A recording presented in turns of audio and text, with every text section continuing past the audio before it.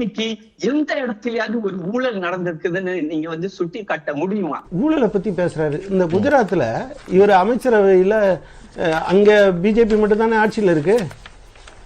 அன்றாடம் ஏழை ஜனங்கள் போய் 100 நாள் வேலை பார்த்ததுல 71 கோடி ரூபா அமைச்சரோட மகன் தின்னுட்டு போயிட்டாரு. எங்க நீங்க சொல்ற குஜராத் மாடல்ல இது நாங்க 18 கோடிக்கு ஒரு கிலோமீட்டருக்கு 18 கோடி ரூபாய்ங்கிறதே அதிகம். எக்ஸ்பிரஸ் அது என்ன எக்ஸ்பிரஸ் ஹைவே, துவாரகா எக்ஸ்பிரஸ் வே, அதுக்கு 250 கோடியில் என்ன தங்கத்தில் போட்டிருப்பாங்களா? 18 கோடின்னு திட்டமிட்டதே அதிகங்க. 250 கோடி போட்டு எடுத்தோன்னு நான் சொன்னேன்னா சிஏஜி சொல்லியிருக்கு. இதுக்கு பேர் என்னது? ஊழல் இல்லையா? புனிதமா? முருகப்பா குரூப் கடந்த 10 வருஷத்துல ஒட்டுமொத்தமா 21 கோடி ரூபா டொனேஷன் கொடுத்தாங்க. செமிகண்டக்டர் கொடுத்தோன்னே 125 கோடி ரூபா ஒரே வருஷத்துல கொடுத்தாங்க. இதுக்கு பேர் என்னது? ஏதோ இவங்க ரெய்டு விட்டு 41 கம்பெனியில் 2471 கோடி ரூபா, அதுக்கு பேர் ரெய்டு. பாஜகவுக்கு பணம் வசூல் பண்ணி கொடுக்குற ஏஜென்ட் இடி, சிபிஐ, ஐடி. வெக்கமா இல்லை? நீங்க ஊழலை பத்தி எல்லாம் பேசுறீங்க. 11 ஆண்டுகள் ஆட்சி பொறுப்புல இருக்கிறாங்க. ஒரே ஒரு அமைச்சர் மீதாவது குற்றச்சாட்டை வச்சு நீதிமன்றத்திற்கு செல்ல முடிஞ்சதா அப்படின்னு கேள்விகளை தொடர்ச்சி 1000 குற்றச்சாட்டு வச்சிருக்கிறோம். நீதிமன்றத்துக்கு எடுத்துக்கொள்ளலையே, இவங்க விசாரிக்கவே எடுத்துக்கொள்ளல. நீதி பரிபாலன அமைப்பை பத்தி தான் நம்ம பார்த்தோம்ல. விசாரணை அமைப்போட நிலைமை என்ன? அது விசாரிக்க போகணும்ல. முதல்ல விசாரிச்சா தானே தெரியும். அப்புறம் நீதி பரிபாலன அமைப்புல போய் முறையிடுறதுக்கான தரவுகள் வேணும்ல. அதை இவங்க கொடுத்தா தானே தெரியும். எதையாவது கொடுத்துருக்காங்களா? இவங்க ஆட்சி காலத்துல எத்தனை குற்றச்சாட்டு வந்திருக்குது. ஏதாவது ஒண்ணுக்கு விசாரணை நடந்துச்சு சொல்லுங்க. என்ன தெரியுமா? இடி ஆபீஸ்ல டாக்குமெண்ட் எரிஞ்சு போயிடும்.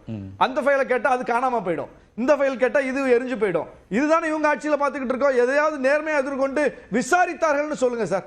ஒரே ஒரு வழக்கு எப்படி நீங்க போய் நீதிமன்றத்தில் போய் நிக்க முடியும்?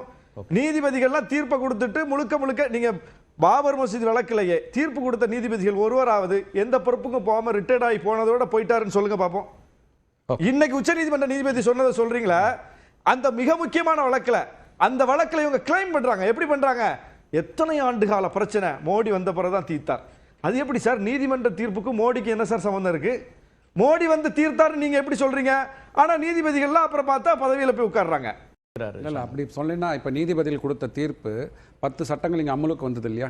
அப்போ அங்கே நீதிபதி பாலன் எங்கே? அப்போ என்ன மோடி ஐயா அவர்கள் அவருக்கு வேணும்ட்டே பண்ணிட்டாரா? இல்லை முக ஸ்டாலின் ஐயா அவர்கள் நீதி பரிபாலனை விலைக்கு வாங்கிட்டாரா? இப்போ ஈடிக்கு தடை விதித்தாங்களே, ஈடி விசாரணை பண்ணக்கூடாதுன்னு சொல்லி இடைக்கால உத்தரவு கொடுத்தாங்க இல்லையா? நமக்கு சாதகமாக வரும்போது இங்கே நீதிமன்றம் செழித்து நல்லபடியாக பண்ணுது. நமக்கு எதிராக வரும்போது மட்டுமே இது விலைக்கு வாங்கிடுறாங்க. சாதகமாக வரல சார். ஆளுநருக்கு ஃபைல் போயிருச்சு. இல்ல ஆளுநருக்கு எந்த அதிகாரமும் கிடையாது. மாநில அரசு நீதிபதி இதுக்கு என்ன? தமிழ்நாடு அரசு கோர்ட்டுக்கு போகுது. நீதிபதி என்ன சொல்லுவார் அதை சொல்லுங்க. நீதிபதி தீர்ப்பு வேண்டாம் சார். அந்த கேஸ்ல நீதிபதி என்ன சொல்லுவார்னு சொல்லுங்க. தமிழக அரசுக்கு சாதகமா இல்ல? சாதகமா கிடையாது.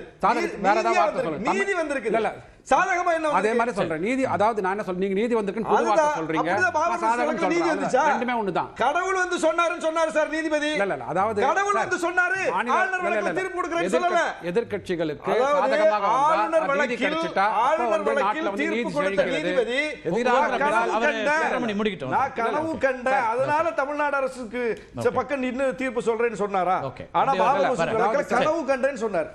ஆனா பாபர் மசூதி வழக்குல கனவு கண்டேன்னு சொன்னார்.